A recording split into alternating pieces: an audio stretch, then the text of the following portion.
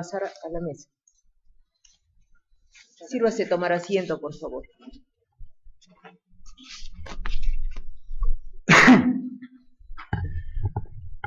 Doctor Wilber Bustamante del Castillo, primero darle la bienvenida a la sede de la Junta Nacional de Justicia, agradecerle por su participación en este concurso público.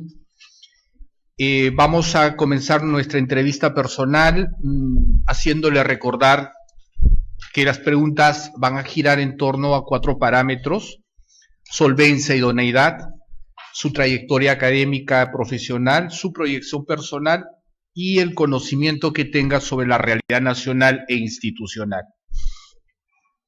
En ese sentido, voy a invitar al doctor Aldo Vázquez Ríos que pueda iniciar este conjunto de preguntas.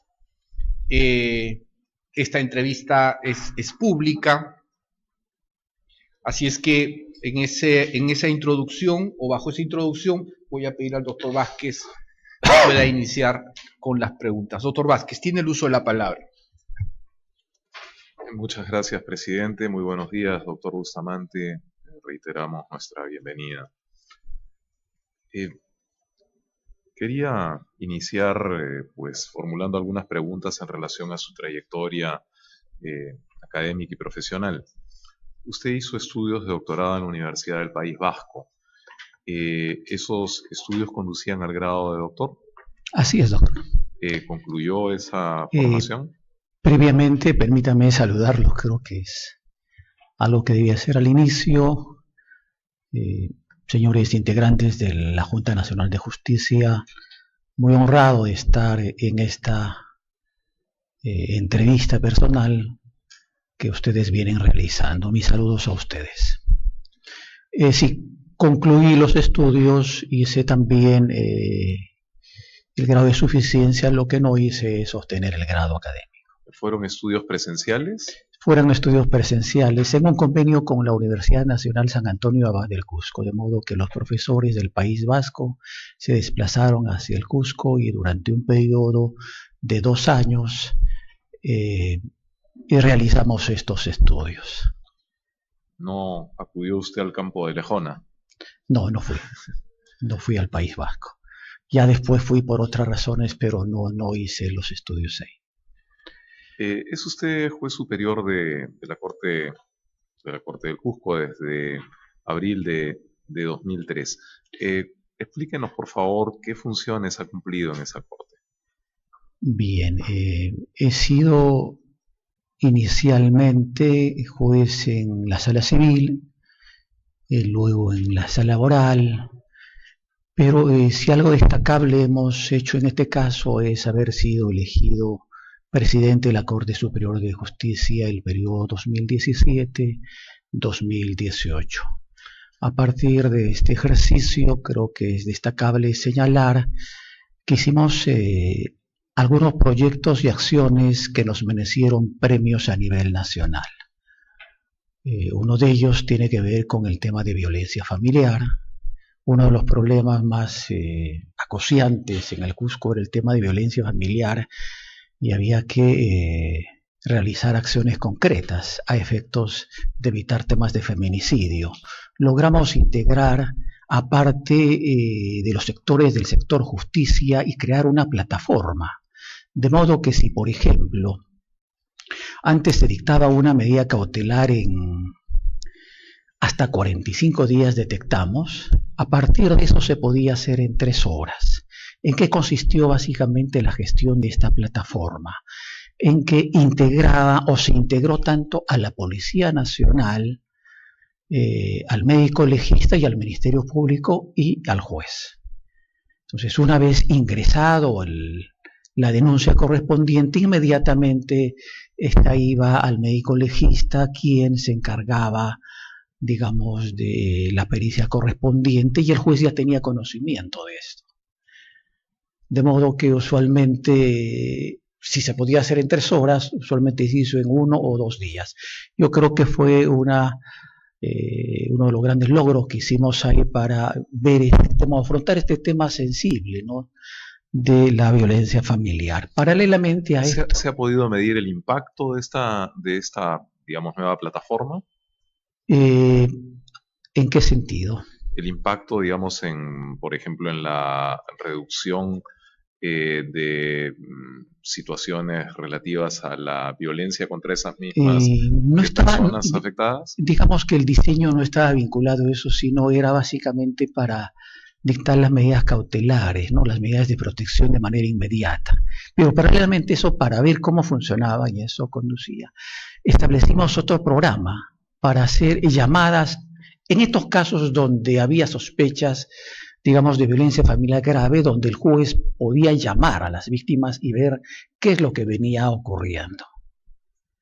No hubo mayores efectos, digamos, a partir de estas medidas, no hubo temas de feminicidio, se evitaron, si es que cabe el término, situaciones como estas. Entonces, este es, yo creo que uno de los temas importantes. Otro de los temas importantes en esta gestión es el trabajo en la mesa de diálogo intercultural. En el Cusco la población indígena es mayoritaria, de modo que la jurisdicción indígena está presente en varias circunscripciones. La población quechohablante es aún mayoritaria, va disminuyendo, pero es importante. ¿Qué es lo que hicimos? Asumiendo que la Constitución en el artículo 149 y el convenio OIT, en el 169 del convenio OIT, establecen la posibilidad de la jurisdicción indígena. Lo lógico es que había que conversar con ellos. Y lo que ocurría en la práctica es que todas las decisiones de las comunidades indígenas, de las rondas campesinas, venían siendo cuestionadas, digamos, en el foro formal o ante la justicia estatal. Esto generaba problemas porque allá las rondas campesinas son de gran ayuda, combaten inicialmente a los abigeos y algunos otros temas de robos.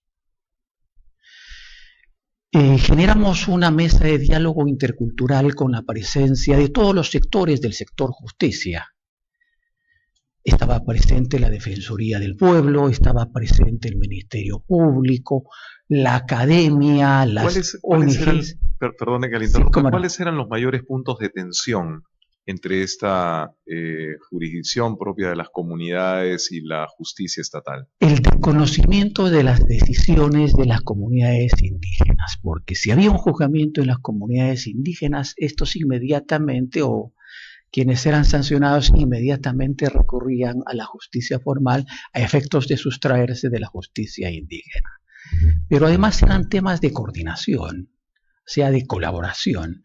No es que la justicia indígena sea ajena allá en el Cusco, sino que tiene una labor importante porque, por ejemplo, en el tema de las notificaciones son de gran ayuda.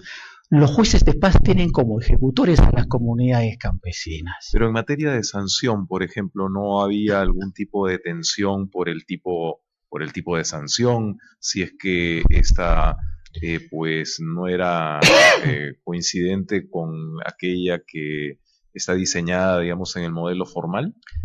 Sí, también hubo este problema porque las cadenas ronderiles y estas penas de azotes obviamente son cuestionadas por el sector formal. Pero en estos diálogos que se hace con los comuneros, ellos responden de la siguiente manera, que a mí me parece bastante atinado, además como lo sumo como propio. O sea, toda sanción de algún modo justifica la privación de un derecho fundamental. Si nosotros enviamos a alguien a la cárcel, simplemente le estamos restando un derecho fundamental que es la libertad de ambulatoria. Lo que ocurre con ellos es que van, digamos, contra el derecho a la dignidad, sin excederse porque saben precisamente sus límites. Entonces también se vulneran derechos fundamentales. Entonces no resulta lógico cuestionar, digamos, que las sanciones que ellos puedan tener puedan ser poco civilizadas y que las nuestras sí, porque lo que dicen o lo que nos decían entonces en estos diálogos interculturales es: lo que ustedes hacen es peor, Más o menos son los términos que usa, ¿no? Porque cuando uno entra a la cárcel no solo pierde su libertad, pierde a su familia y sabe Dios qué cosas pasarán adentro. De modo que hay una lógica en las sanciones, digamos, que son con la pena de azotes en una buena medida. Cosa que además, digamos, no por nuestro Tribunal Constitucional, sino por la Corte Constitucional Colombiana, ha sido constitucionalizada siempre, obviamente que no se excedan. Los excesos son sancionados y de eso también son conscientes estas comunidades campesinas. ¿Ha evaluado usted instrumentos internacionales, jurisprudencia internacional más allá de la que refiere de Colombia en relación a este tipo de castigo físico? Sí, he estado indagando un poco por qué hay esta aversión al castigo físico y no, digamos, a este castigo que significa la reclusión, que es otra forma de pérdida de un derecho fundamental.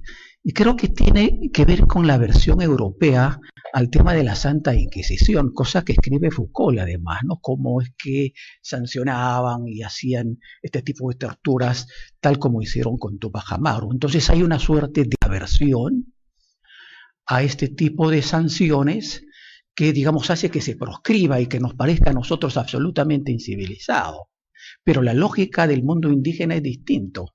¿Les parece, para alguien que vive a campo abierto, un poco más difícil, complicado e incivilizado que alguien lo puedan encerrar lejos de su familia, lejos del lugar donde viven, desarraigado, en un lugar donde además se expresan en quechua y no les entiende nadie? Le ruego que me dé un tercer logro, porque ya ha señalado usted dos, uno en relación al diálogo intercultural y otro respecto de las medidas, digamos, de alejamiento y de protección a mujeres vulnerables. Un tercer logro que haya alcanzado usted en la presidencia de la Corte Superior de Cusco.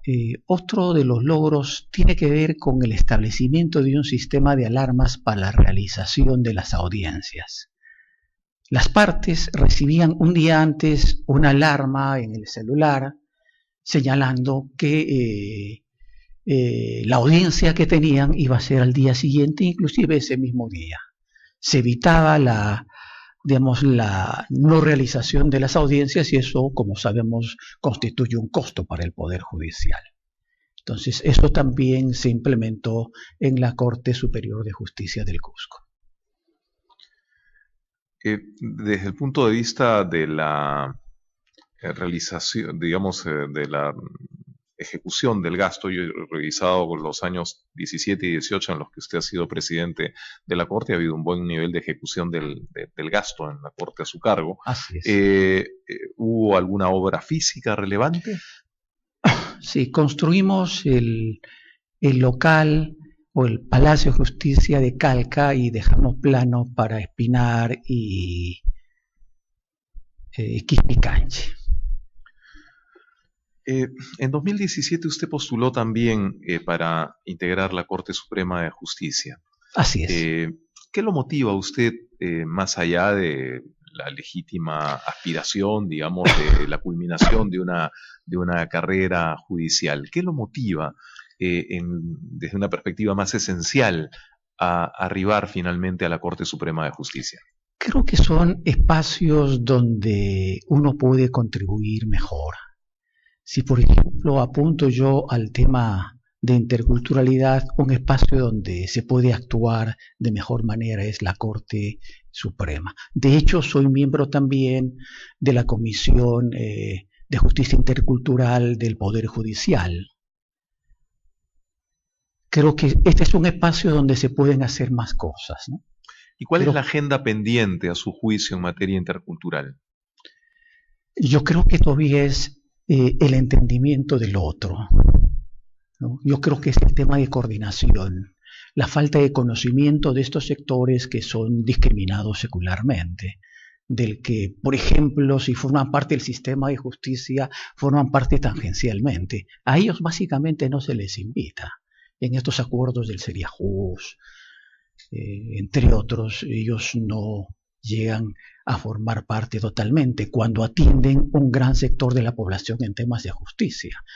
El presupuesto que nosotros recibíamos en el año en que yo estaba como presidente en el Cusco era más o menos entre 60 o 70 millones, parte de los cuales, o gran parte de los cuales se destina a los gastos corrientes, remuneraciones y estas cosas.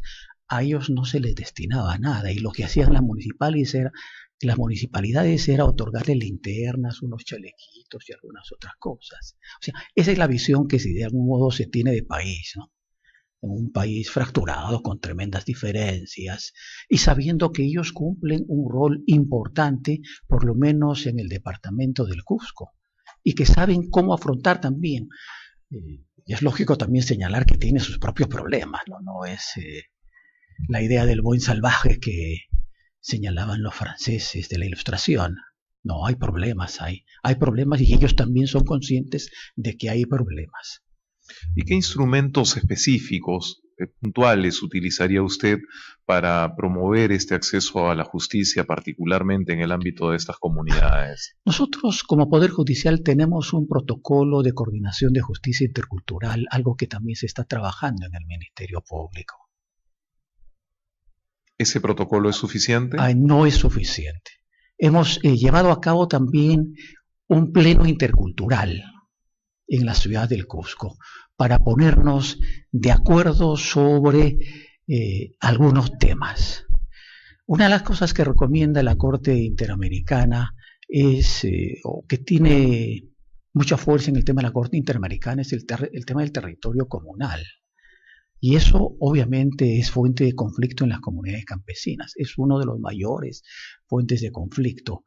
Y ellos son los que conocen, los que saben, y debía corresponder la resolución a ellos. Cuando nos los envían a nosotros, actuamos en función a documentos y no a realidades que son a veces distintas a las que nosotros percibimos.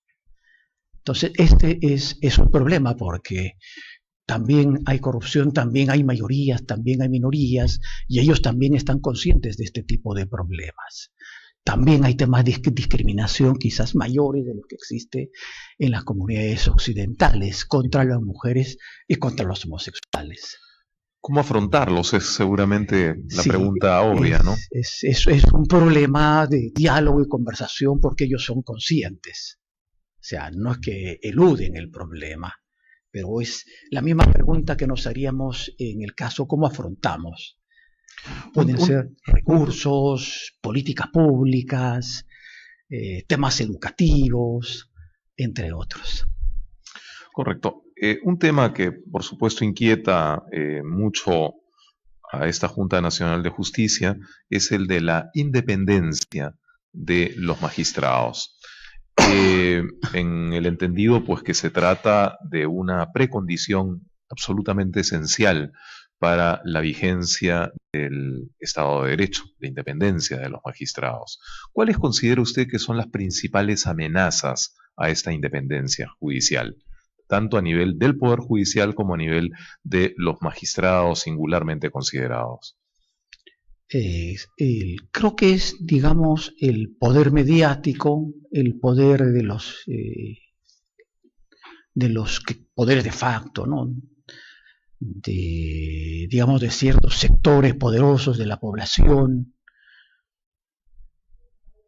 el poder del poder público, del poder político, creo que son, entre otras, las amenazas que pueden ir contra la independencia de los jueces.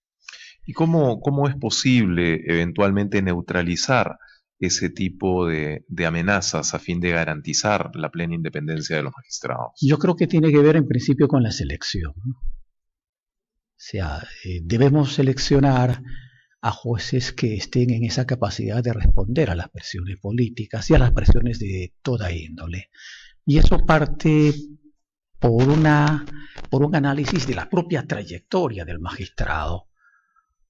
No es que diga que yo ahora soy independiente si antes no he actuado de esa manera. ¿Usted ha intervenido en casos, digamos, emblemáticos o en casos que hayan tenido este tipo de connotación y donde haya podido demostrar o donde se haya evidenciado su autonomía, su independencia en las decisiones adoptadas? Creo que sí. Una fue un proceso de amparo iniciado contra un juez invidente, que seguramente es de conocimiento de ustedes, donde el Consejo Nacional de la Magistratura se rehusó a tomar la evaluación a este postulante invidente, que en la actualidad es uno de los mejores jueces con el que cuenta el Cusco en materia de familia. Inició un proceso de amparo y nosotros nos pronunciamos a su favor, y vinieron algunos integrantes del Consejo Nacional de la Magistratura a amenazarnos sutilmente. No, de hecho, nos iniciaron un proceso penal que luego retiraron, ¿no? Esto creo que fue una muestra, y la otra muestra creo que tiene que ver con este caso mediático también de la construcción del Hotel Sheraton. En 2017 tuvo usted un procedimiento disciplinario que fue archivado. Probablemente usted lo recuerde. Usted habría visitado inopinadamente a una magistrada que tenía a su cargo un proceso de amparo. ¿Podría explicarnos de qué se trató aquello? Visité a una magistrada que tenía un proceso de amparo. No recuerdo ese. Es un procedimiento que se siguió en OCMA. No, lo que hubo, me parece que este caso de esta magistrada es que esta magistrada recibió una sanción de suspensión de 6 meses por parte del OCMA. Al cabo de los 6 meses vino y me visitó y me dijo que le correspondía la reposición, y yo la repuse.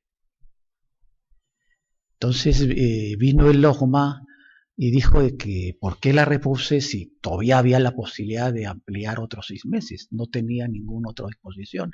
No me quedaba otra que actuar y reponerla al término de los 6 meses.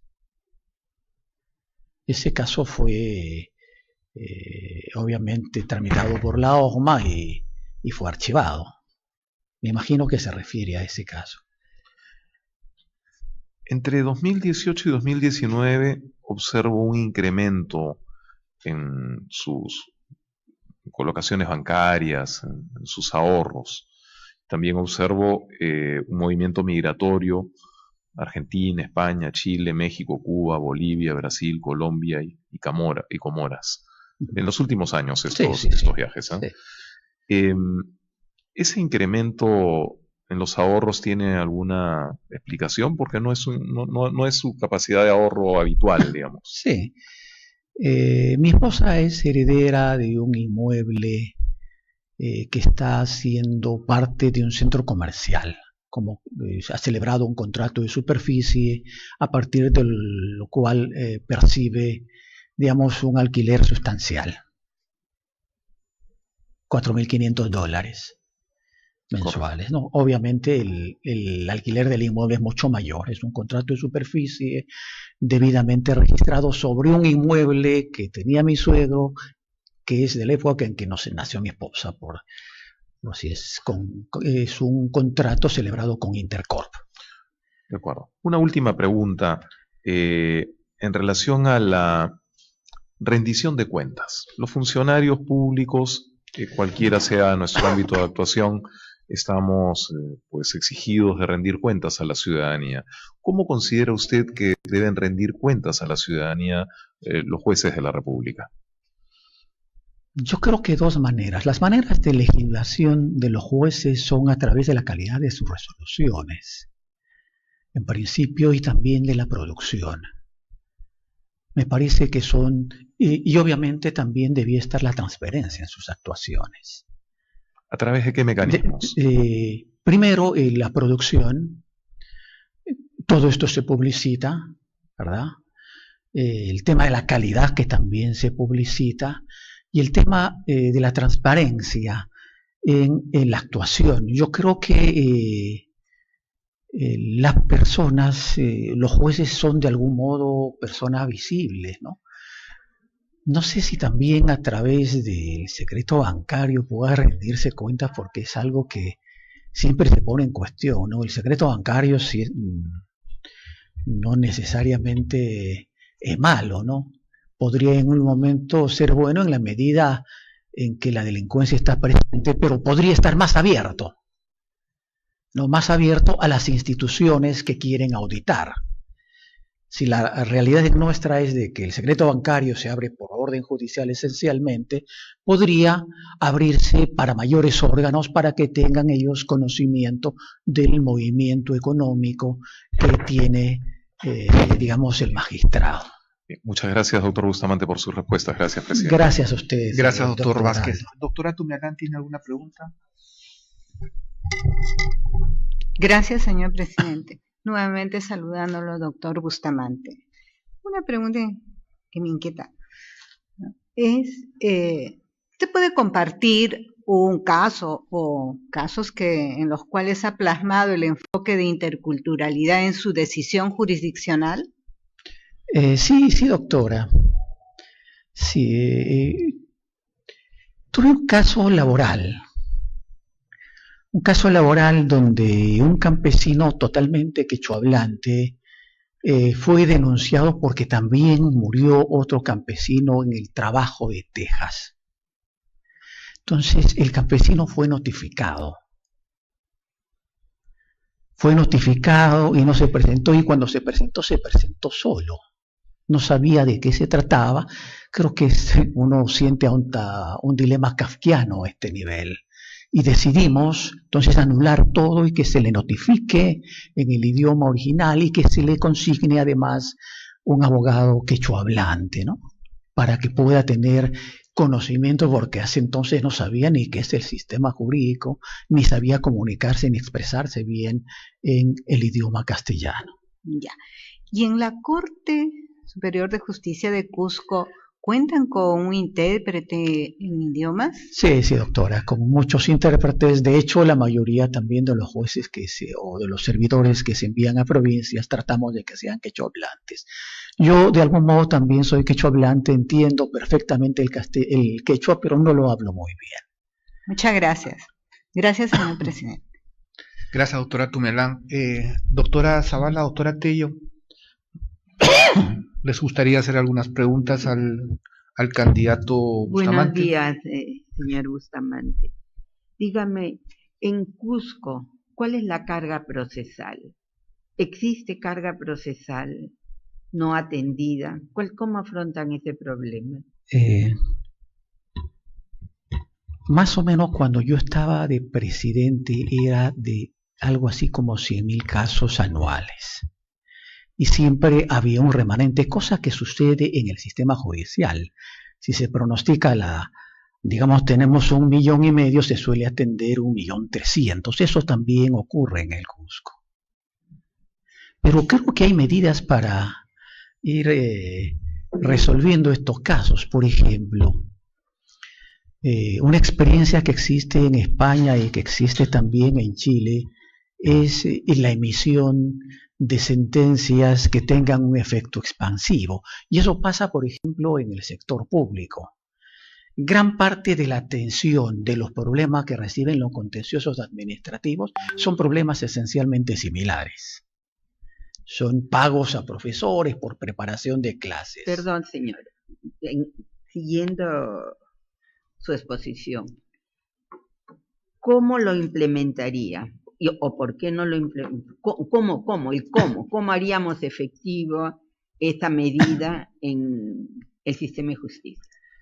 A eso iba. Entonces, lo que ocurre en estos casos es que pueden emitirse sentencias, en algunos casos, sentencias con este efecto expansivo, al estilo de las cosas de Estado inconstitucional que emite el Tribunal Constitucional. Y eso creo que más bien debía hacerse de la Suprema. Si tenemos todos los casos iguales, ¿por qué no emitimos una sentencia a partir del cual ya todos los profesores no inician un nuevo plazo, sino se acogen a los efectos de esa sentencia que hayas emitido? Yo creo que se evitaría un conjunto de tiempo valioso entre estar presentando la demanda, contestando y todo esto.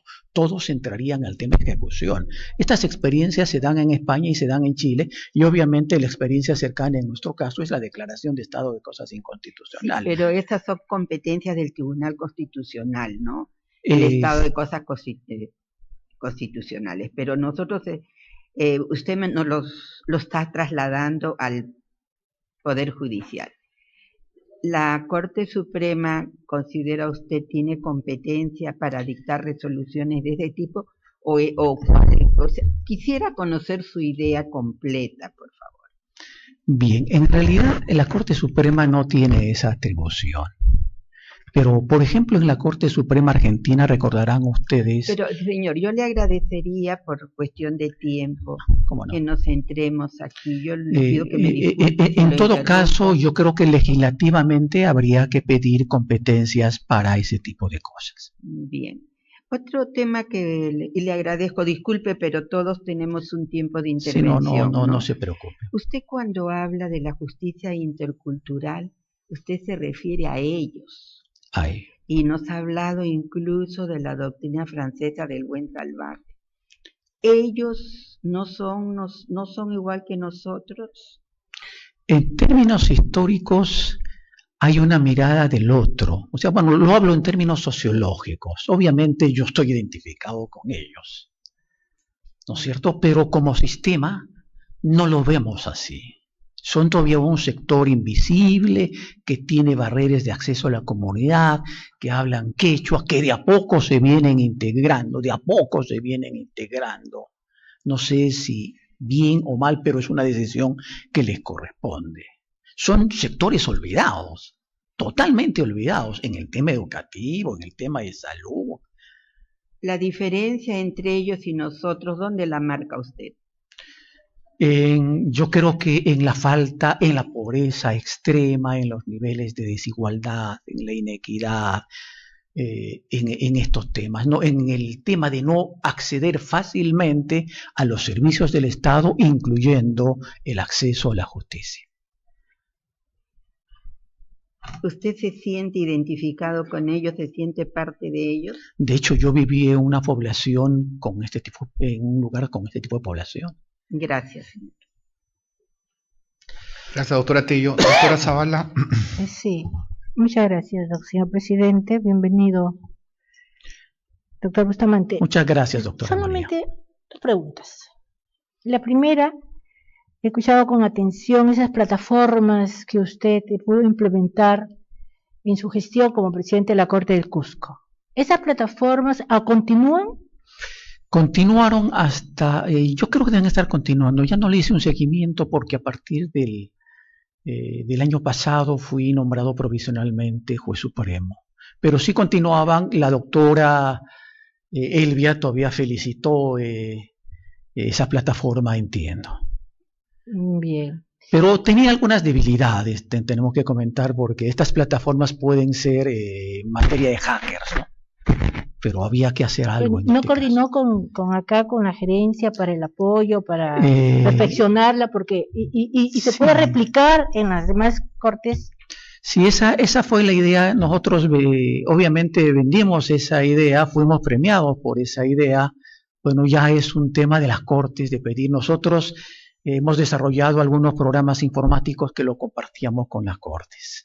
Igual hemos pedido que Arequipa nos comparta algunos programas informáticos que ellos habían desarrollado en Nigeria. Sí, yo encuentro un divorcio, o sea, las buenas prácticas es muy positivo en una gestión. Si una corte genera esta plataforma que es muy buena para el sistema de justicia, para ese distrito judicial, lo lógico es compartirlo, es más, ir perfeccionarlo y buscar en todo caso el apoyo de la gerencia, ¿no? Para que el expertise se comparta. ¿Por qué ese divorcio en las cortes? Yo veo como que la Corte de Arequipa y la Corte de Arequipa, la Corte del Cusco, la Corte del Cusco, la Corte de Piura, la Corte de Piura, la Corte de Loreto y la Corte de Loreto. Si la impartición de justicia es nacional. Nosotros hemos estado siempre abiertos a compartir nuestro sistema. De hecho, lo hemos hecho. Ahora, ¿qué es lo que pasa en un sentido práctico? En un sentido práctico es que todo necesita autorización de la gerencia de informática de la Corte Suprema, por lo menos hasta cuando se realizó este paquete. Nosotros tuvimos que hacerlo aun cuando no hay autorización, porque ese era un problema absolutamente vital en el Cusco. Bien, doctor, la última pregunta. ¿Cómo actúa el doctor Bustamante ante un hecho que genera cólera? Trato de calmarme, doctora. Trato de ser ponderado y si estoy en la decisión la tomo al día siguiente, cuando esté obviamente más calmado. ¿Usted esa ponderación, esa tranquilidad en afrontar situaciones que para el normal ciudadano le genera una exasperación, la ha trabajado para conseguir eso o siempre ha sido una persona tranquila, pasible? Sí, creo que soy una persona tranquila, ponderada, reflexiva. Muy bien, muchas gracias. Gracias a doctor usted, Bustamante. doctora Muchas María gracias, Zavala. señor Gracias, doctora presidente. Zavala. Doctor Tomberry, ¿tiene alguna pregunta? Quiero dejar, perdón, he olvidado señalar que el doctor Tomberry está haciendo trabajo remoto. Si me permite, señor presidente, Adelante, doctor Tomberry. por intermedio suyo, el doctor Bustamante, pues, ha expresado, una opinión interesante en lo que se refiere a lo que es una especie de justicia paralela, ¿no? Donde hay pues un tema de interculturalidad, y ese es un tema que me interesaría saber si él, pues de ser elegido miembro de la Corte Suprema, ¿qué criterios aplicaría en términos de lo que es esta diferencia cultural? Porque hay, digamos, de los cursos de antropología legal, hay diferentes formas de administrar justicia. En los estados modernos, entre comillas, digamos, se aplica un eje central. Cuando nosotros hablamos de que la justicia sea también administrada por comunidades o ronderos, estaríamos hablando de una justicia paralela, como yo lo veo. Quisiera el comentario del doctor. Gracias, presidente. Muchas gracias, doctor. De hecho, en nuestro sistema jurídico, el monopolio de la justicia no la tiene el Poder Judicial. También está el Tribunal Constitucional, también está, digamos, los fueros militares y los tribunales arbitrales. Y por mandato del 169 de la Constitución también se permite que las comunidades campesinas puedan administrar justicia. De modo que el marco constitucional está desarrollado convenientemente a partir del 149 de la Constitución. Además, el convenio 169 de la OIT al que nosotros nos hemos adscrito también permite, y si nosotros adscribimos un convenio, tenemos la obligación de cumplirla. De modo que hay que respetar el sistema de administración de justicia indígena. Ellos tienen un sistema, lo que queda al poder formal, por llamarlo de algún modo, es respetar este sistema de justicia intercultural, que tiene su propio desarrollo, sus propias particularidades, que obviamente no es perfecto como señalamos, como que no es el nuestro. Entonces, habría, doctor Tomberry, instrumentos internacionales que nos obligarían además a respetar este sistema de jurisdicción indígena.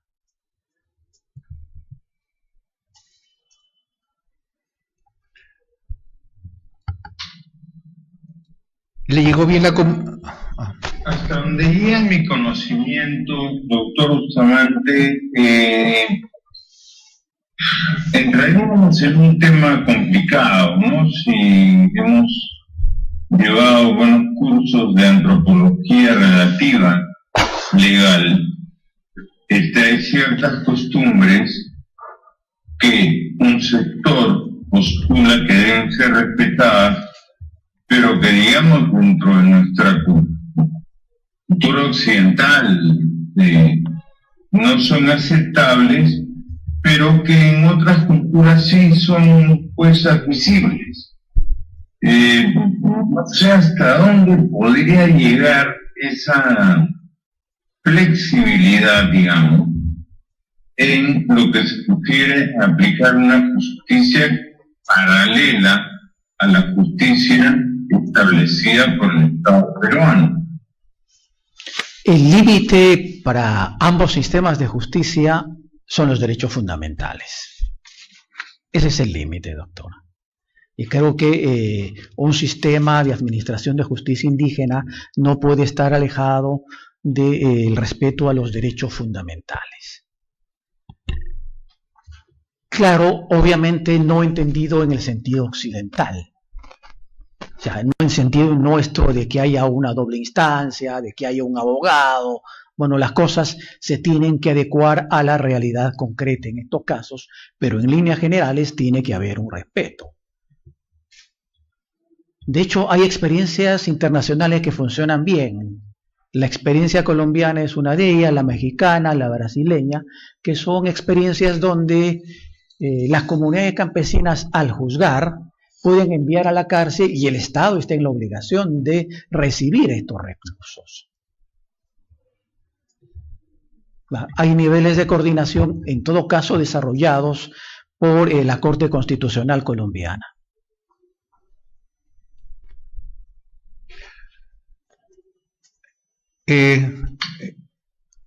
Gracias, presidente. Gracias, doctor Tomberry. Gracias, doctor Tomberry, por su pregunta. Doctor Bustamante, yo quisiera hacer algunas preguntas muy puntuales y le voy a agradecer muchísimo. Sé que probablemente las preguntas sean complejas, pero voy a valorar su gran capacidad de síntesis.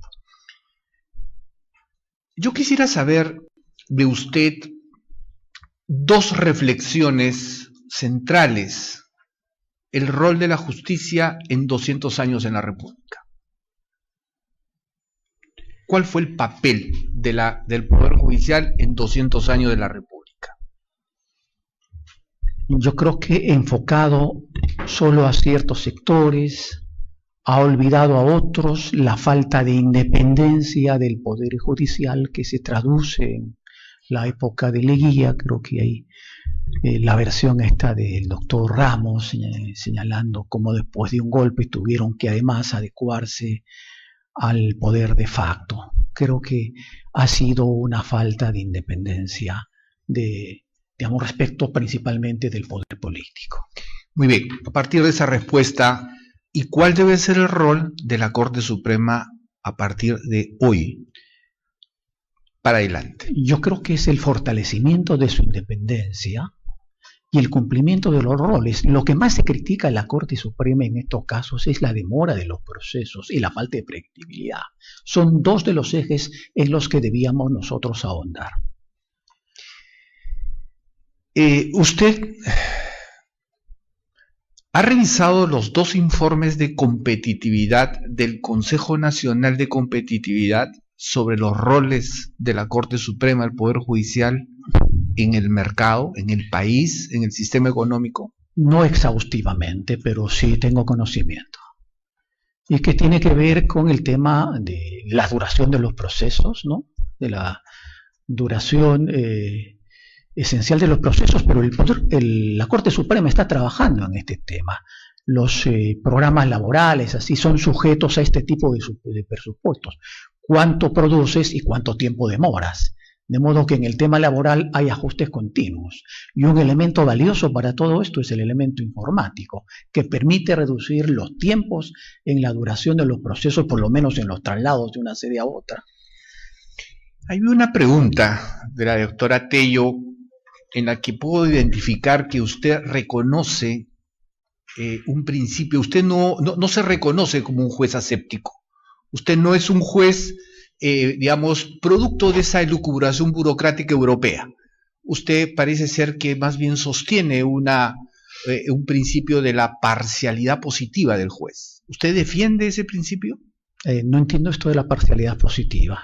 Cuando usted se identifica, por ejemplo, con sectores vulnerables, por ejemplo, con personas de las comunidades, hay una identificación.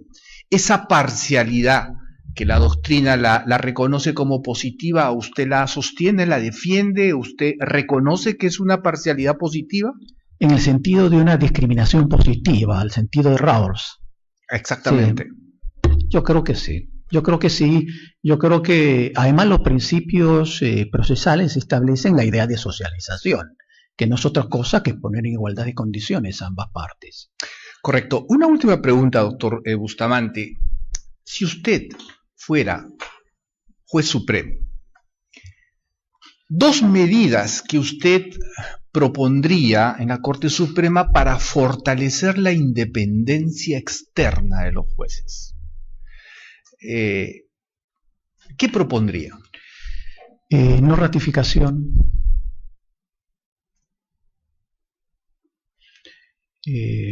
Después podría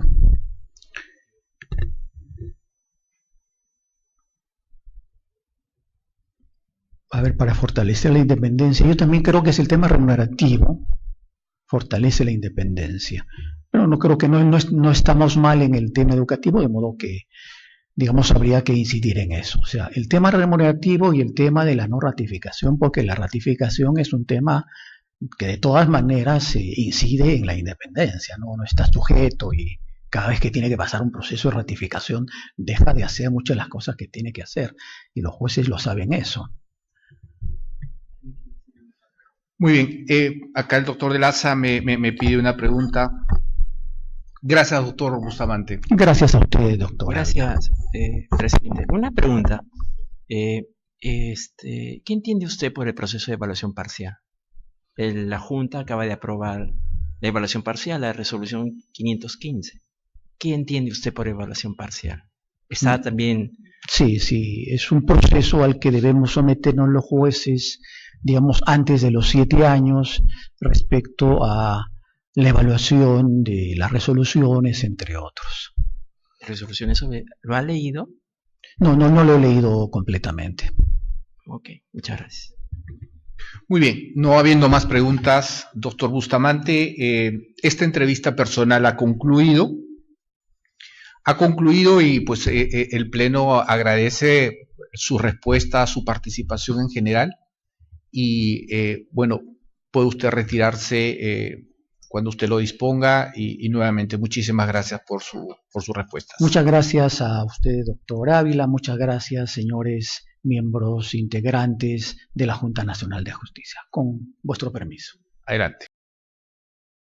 Vamos a continuar con las entrevistas personales que forman parte de esta convocatoria 003-2021. En ese sentido voy a pedir a la doctora Beatriz Gerí que tenga la amabilidad de anunciar a nuestra candidata que hoy está en esta sede. Sí, señor presidente. Se invita a la postulante doctora Emilia Bustamante Ollague a pasar a la mesa.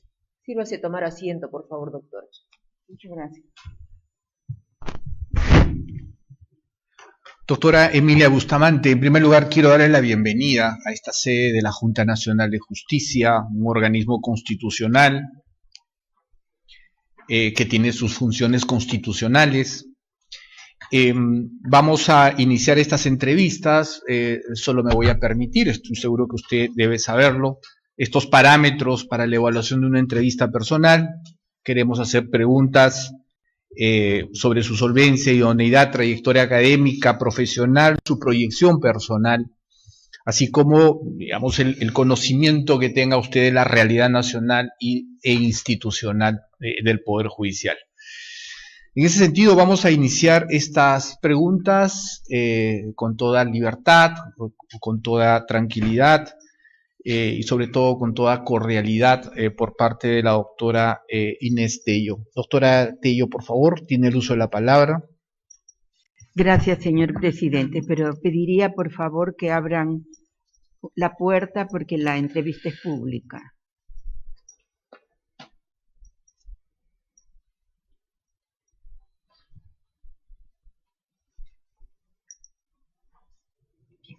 Gracias.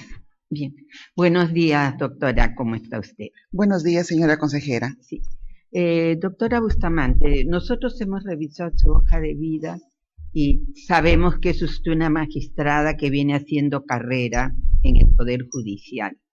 En consecuencia, usted conoce los problemas que afronta el sistema de justicia y en particular el Poder Judicial.